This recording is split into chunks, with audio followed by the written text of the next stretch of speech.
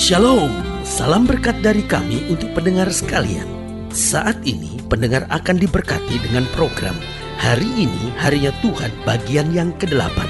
Sebuah program rohani tentang doktrin Alkitab yang menolong kita untuk semakin tertanam dalam kebenaran firman dan bertumbuh dalam kemuliaan. Bersama hambanya, Pendeta Gilbert Lumwendong, STH. Banyak orang merasa doktrin Alkitab sebagai sesuatu yang membingungkan. Tetapi tahukah saudara bahwa doktrin Alkitab intinya adalah memahami Alkitab dengan benar, dengan pemahaman yang sistematis, sehingga kita terus dapat tertanam di dalam kebenaran firman, sehingga kita terus bertumbuh di dalam kemuliaan Allah. Buka hati saudara sekalian untuk menerima berkat-berkat firman-Nya hari ini.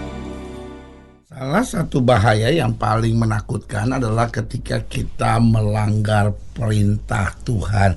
Ada banyak orang tidak menyadarinya. Ada banyak orang pikir, yang penting kan hidup saya tetap diberkati, yang penting kan hidup saya tetap sukses. Melanggar firman Tuhan, melanggar perintah Tuhan normal lah, namanya kita masih hidup di dunia, kita kan belum makhluk surgawi katanya gitu ya kan. Nah, tetapi tahukah saudara bahwa melanggar perintah Tuhan adalah sesuatu yang sangat berbahaya. Mengapa? Karena yang pertama saya pelajari, orang yang melanggar perintah Tuhan ini, yang pertama dia membuka celah bagi iblis. Iblis gak peduli sudah masuk gereja, iblis gak peduli sudah jadi orang Kristen, iblis gak peduli hidup sudah diberkati. Tapi buat setan, di mana sudah melanggar perintah Tuhan, itu adalah celah untuk bisa dia masuk. Karena selama kita taat pada firman, selama kita dengar-dengaran pada firman, maka hidup kita dibentengi oleh Allah, sehingga tidak ada kegelapan apapun yang dapat coba menyerang hidup kita. Tetapi ketika kita mulai melanggar titah Tuhan, kita mulai melanggar perintah-perintah Tuhan, kita mulai melanggar firman Tuhan, maka apa yang terjadi? Iblis dapat dengan mudah menyerang kita. Kenapa? Karena kita memang membuka celah untuk itu. Yang kedua saya pelajari, orang yang melanggar titah Tuhan, orang yang melanggar perintah Tuhan, ini sulit meraih berkat-berkat Allah. Kenapa? Karena Alkitab berkata, jika kamu mendengar dan melakukan firman-Ku, maka segala berkat ini akan kuperintahkan kepadamu. Tapi jika kamu mendengar dan kamu tidak melakukannya, artinya apa? Kita melanggar, kita melangkahi titah-titah Tuhan, maka apa yang terjadi? Segala kutuk ini akan menimpa kamu. Makanya kita sulit meraih berkat Tuhan. Apapun yang kita kerjakan rasanya gagal, apapun yang kita kerjakan selalu bermasalah. Kenapa? Karena kita sulit meraih berkat Allah, kutuk Allah dalam hidup kita. Kenapa? Karena kita melanggar dan melangkahi titah Tuhan. Yang ketiga saya pelajari, orang yang melanggar titah Tuhan atau perintah Tuhan, hari-harinya makin jauh dari Tuhan. Dia nggak sadar, dia pikir saya masih di gereja, saya masih orang Kristen, tetapi hidupnya makin hari makin jauh dari Tuhan. Makanya sebagai hamba Allah, saya hanya mau ingatkan buat saudara bahwa hidup Kristen memang harus hidup dalam firman. Karena kekristenan tanpa menjalani perintah Tuhan hanyalah kepalsuan dan kemunafikan belaka. Dan yang keempat saya pelajari, orang yang melanggar titah Tuhan, orang yang melanggar perintah Tuhan akan selalu hidup dalam ketertekanan. Selalu hidupnya penuh dengan air mata, hidupnya penuh dengan ketertekanan, kekecewaan, kebosanan, kejenuhan. Itu sebabnya banyak orang yang akhirnya kemudian lari ke obat terlarang, lari ke seks bebas, lari kepada penyembahan-penyembahan berhala. Kenapa? Karena nggak tahan akan tekanan demi tekanan yang harus dilewati dalam hidupnya. Sebagai hamba Allah, saya hanya mau ingatkan ini, mari kembali kepada firman Tuhan, berjalan dalam kehendak Allah, berjalan dalam rencana Allah, mulai lakukan firman Tuhan. Walaupun awalnya kelihatannya sangat sulit, tetapi taklukkan daging dan segala kesenangan daging dalam hidup kita, lalu mulai jalan dalam pimpinan Roh, lakukan firman, dan hal-hal yang tidak pernah kita pikirkan, itu yang Tuhan sediakan buat kita. Haleluya. Selamat datang dalam program kita Hari Ini Harinya Tuhan, sebuah program rohani yang kembali mengingatkan kepada kita betapa pentingnya kita menjadikan firman Tuhan sebagai dasar keseharian hidup kita. Karena selama kita menjadikan firman Tuhan sebagai dasar keseharian hidup kita, langkah-langkah ke depan kita penuh dengan kepastian, kemenangan, berkat, mujizat, dan perkara-perkara besar. Haleluya. Dan dalam program ini kita sedang membahas tentang melangkahi titah Tuhan, artinya melanggar perintah Tuhan. Karena saudaraku yang kasih dalam Tuhan, keadaan yang paling berbahaya, yang paling menakutkan, yang paling akan menghancurkan dalam hidup kita kalau kita mulai melangkahi titah Tuhan, melanggar perintah Tuhan. Tetapi sebaliknya, keadaan yang paling indah adalah waktu kita melakukan firman Tuhan, maka segala berkat, kemuliaan, kuasanya dicurahkan buat kita yang percaya. Haleluya. Nah, saudara yang kasih dalam Tuhan, dalam pembahasan kita tentang melangkahi titah Tuhan, kita mau sama-sama belajar dari 1 Samuel pasal 15. 1 Samuel pasal 15 ayatnya yang ke-24 sampai ayatnya yang ke-35. 1 Samuel 15 ayat 24 sampai 35, demikian firman Tuhan. Berkatalah Saul kepada Samuel, aku telah berdosa sebab telah kulangkahi titah Tuhan. Lihat, berkatalah Saul kepada Samuel, aku telah berdosa sebab telah kulangkahi titah Tuhan. Lihat, persoalan dari Saul di sini. Saul boleh raja yang hebat, dia boleh diurapi, tetapi ketika dia melangkahi titah Tuhan, persoalan besar mulai terjadi. Dan perkataanmu, tetapi aku takut kepada rakyat, karena itu aku mengabulkan permintaan mereka. Maka sekarang ampunilah kiranya dosaku, kembalilah bersama-sama dengan aku, maka aku akan sujud menyembah kepada Tuhan. Tetapi jawab Samuel kepada Saul, aku tidak akan kembali bersama-sama dengan kau, sebab engkau telah menolak firman Tuhan. Sebab itu Tuhan telah menolak engkau sebagai raja atas Israel. Ketika Samuel berpaling hendak pergi, maka Saul memegang punca jubah Samuel, tetapi terkoyak. Kemudian berkatalah Samuel kepadanya, Tuhan telah mengoyakkan daripadamu jabatan raja atas Israel pada hari ini, dan telah memberikannya kepada orang lain yang lebih baik daripadamu. Lagi sang mulia dari Israel tidak berdusta, dan ia tidak tahu menyesal, sebab ia bukan manusia yang harus menyesal. Tapi kata Saul, aku telah berdosa, tetapi tunjukkanlah juga hormatmu kepadaku sekarang di depan para tua-tua bangsaku dan di depan orang Israel. Kembalilah bersama-sama dengan aku, maka aku akan sujud menyembah kepada Tuhan Allahmu. Sesudah itu kembalilah Samuel mengikuti Saul, dan Saul sujud menyembah kepada Tuhan. Lalu berkatalah Samuel, bawa kemari Agag raja Amalek itu.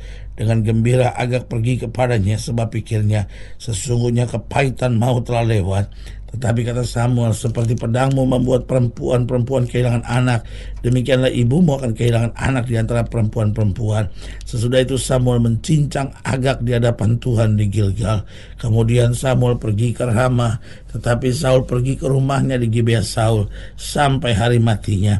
Samuel tidak melihat Saul lagi, tetapi Samuel berduka cita karena Saul, dan Tuhan menyesal karena ia menjadikan Saul raja atas Israel. Nah, saudaraku yang kekasih dalam Tuhan, kita perhatikan di sini bagaimana agar kita tidak melanggar titah Tuhan. Sebetulnya Saul mencintai Tuhan, tetapi karena dia takut kepada rakyat, karena dia merasa terjepit, akhirnya dia menghalalkan segala cara dan dia buat tindakan yang sangat berbahaya, yaitu melanggar perintah Tuhan. Nah, pertanyaannya, bagaimana supaya kita tidak melanggar perintah Tuhan apapun yang terjadi? Yang pertama, kita harus miliki takut akan Tuhan lebih daripada apapun. Seringkali kita takut kehilangan harta, seringkali kita takut kehilangan kekayaan, seringkali kita takut kehilangan karir, seringkali kita takut kehilangan dukungan dari orang lain, kita seringkali takut kehilangan persahabatan dan pertemanan. Sebagai hamba Allah, saya mau ingatkan, kita harus miliki takut akan Tuhan lebih daripada apapun di muka bumi ini. Karena selama kita miliki takut akan Tuhan lebih daripada apapun, maka kita akan menjaga langkah kita supaya tidak akan pernah melanggar titah-titah Tuhan. Yang kedua, bagaimana agar kita tidak melanggar titah Tuhan? Kita harus selalu bersandar pada Tuhan. Karena pada dasarnya secara manusia, seringkali kita nggak kuat, seringkali kita nggak sanggup, seringkali kita nggak mampu. Tetapi dengan bersandar kepada Tuhan, kita mendapat kekuatan baru. Alkitab berkata, orang yang menanti-nantikan Tuhan, dia mendapat kekuatan baru seperti Raja Wali yang naik terbang dengan kekuatan sayapnya. Saudaraku yang kekasih dalam Tuhan, bagaimana agar kita tidak melanggar titah Tuhan? Miliki takut akan Tuhan. Yang kedua, selalu bersandar kepada Tuhan. Karena orang-orang yang bersandar pada Tuhan mendapat kekuatan baru. Orang-orang yang bersandar kepada Tuhan diberikan semangat, dorongan, cinta yang luar biasa untuk dia makin suka cita akan perintah-perintah Tuhan. Makanya Daud berkata begini, aku suka hukum-hukum-Mu ya Allah, dan aku merenungkan segala perintah-perintah-Mu, karena perintah-perintah-Mu yang menjaga aku dari kejahatan, dan titah-titah-Mu yang menjaga aku dari segala dosa. Jadi bagaimana agar kita tidak melanggar titah Tuhan? Yang pertama, memiliki takut akan Tuhan. Yang kedua, selalu bersandar pada Tuhan. Yang ketiga, sadari kuasa di balik ketaatan. Karena saudaraku yang kasih dalam Tuhan, di balik ketaatan ada kuasa yang besar. Tahukah saudara, orang-orang yang taat akan menang atas setan. Tahukah saudara, orang-orang yang taat akan menaklukkan setiap musuh. Tahukah saudara, orang-orang yang taat akan merebut janji Tuhan yang luar biasa. Karena itu sebagai hamba Allah saya hanya mau ingatkan, orang yang tidak taat adalah orang-orang yang bodoh. Saudara, bayangkan Saul kalau saja dia mau taat, kerajaannya akan kekal, kerajaannya akan turun-temurun. Tetapi hanya karena ketidaktaatan, akhirnya dia kehilangan segala-galanya. Makanya kuasa dan ketaatan itu sungguh sangat luar biasa. Yang keempat, bagaimana agar kita tidak melanggar titah Tuhan. Sadari bahwa perintah Tuhan itu tidak berat. Salah satu dusta iblis adalah bahwa perintah Tuhan itu berat. Salah satu dusta iblis adalah bahwa kita tidak mampu melakukan titah Tuhan. Kita nggak mampu melakukan apa yang Tuhan perintahkan karena terlalu berat. Tetapi saudaraku, di dalam Matius pasal 11 ayat 28 Yesus berkata, mari kamu yang letih lesu dan berbeban berat, aku akan beri kelegaan kepadamu. Lalu Yesus kemudian berkata, belajarlah daripadaku sebab aku lemah lembut dan bebanmu pun ringan. Saudaraku yang kasih dalam Tuhan, jadi perintah Tuhan itu tidak berat. Alkitab bilang perintah Tuhan itu tidak berat. Apa yang membuat kita berat? Kalau kita mau setengah-setengah. Alkitab berkata kita nggak bisa mengabdi kepada dua Tuhan. Itu yang membuat kita kadang-kadang berat, karena kita tak mau menikmati dunia dan mau menerima berkat Tuhan. Hari ini kita harus putuskan kepada siapa kita mau beribadah, apa jalan yang harus kita mau jalani. Kalau kita mau jalani dalam terang Tuhan dan kehendak Tuhan lewat kuasa Roh Kudusnya, maka ini yang saya mau bilang, perintah Tuhan tidak berat. Kehendaknya akan makin nyata dalam kehidupan kita masing-masing. Haleluya. Saudara yang kasih dalam Tuhan, saudara yang ingin didoakan lebih jauh, hubungi kami melalui telepon, hubungi kami melalui surat, kunjungi website kami, karena kami ada untuk membawa Bapak Ibu saudara senantiasa lebih dekat pada Tuhan dan mengalami kasih kuasa mujizat yang luar biasa. Haleluya. Secara khusus melalui program ini juga saya mau berdoa buat siap yang sakit, siap yang berbeban berat, karena saya percaya bahwa bagi Allah tidak ada perkara yang mustahil. Nah, saudara-saudara yang didoakan secara khusus boleh taruh tangan kanan sudah tidak ada, dan kita akan berdoa. Mari kita berdoa. Bapa, dalam nama Yesus, hamba doa buat yang sakit, hamba doa buat yang berbeban berat, hamba doa untuk setiap mereka yang sedang menghadapi masa-masa yang sukar, karena hamba percaya bahwa bagi Allah tidak ada perkara yang mustahil. Bapa, hamba berdoa di dalam nama Yesus, Tuhan jamah yang sakit Tuhan sembuhkan, yang lemah Tuhan kuatkan, yang susah Tuhan hiburkan, yang jatuh Tuhan angkat, sehingga hari-hari yang penuh kemenangan boleh berlaku. Hamba doa di dalam nama Yesus, Tuhan jamah mereka yang taruh tangan kanannya tidak ada, karena mungkin sedang melangkahi titah Tuhan, karena mungkin sedang jauh dari Tuhan dan seringkali hidup dalam ketidaktaatan. Tuhan jamah dalam nama Yesus, sehingga kami menjadi ciptaan yang baru, yang lama berlalu, sesungguhnya yang baru sudah terbit. Di dalam nama Yesus kami berdoa. Haleluya. Amin.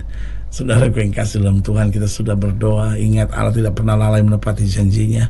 Inilah saatnya buat kita untuk bangkit bersemangat, bersuka cita menghadapi segala perkara, karena kita tahu Yesus hidup, Yesus berkuasa dan selalu menyediakan yang terbaik buat anak-anaknya. Doa saya menyertai saudara. Sampai berjumpa pada program berikut, dan jangan lupa jadikan hari ini harinya Tuhan. Haleluya.